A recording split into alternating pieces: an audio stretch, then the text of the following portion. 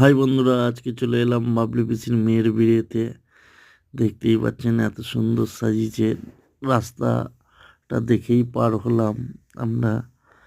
হুম আমরা এবার মণ্ডপের ভিতর ঢুকে পড়লাম। এত সুন্দরভাবে সাজিয়েছে লাইটিংয়ে। আমরা মেয়ে দেখে ভিতরে চললাম, কারণ দাদার অনেকটা দূর বাড়ি, বাড়ি ফিরতে হবে। তাই জন্য খাওয়া দাওয়া করতে আমরা ঢুকে পড়লাম। ঢুকেই দেখি প্রায় 250 জনের সিট।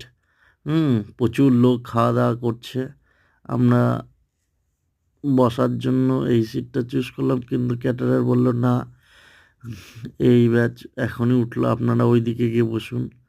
তারপরে খাওয়া দাওয়া করে আমরা চলে এলাম বাইরে।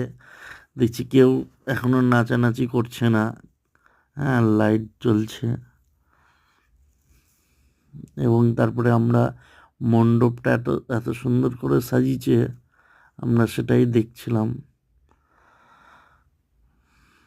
খুব সুন্দর পাখা মোটর সাজিয়েছে। ওখান থেকে লাইটিং, ডিজে লাইটিং দেখা যাচ্ছে। শুভরাত্রি সবাইকে।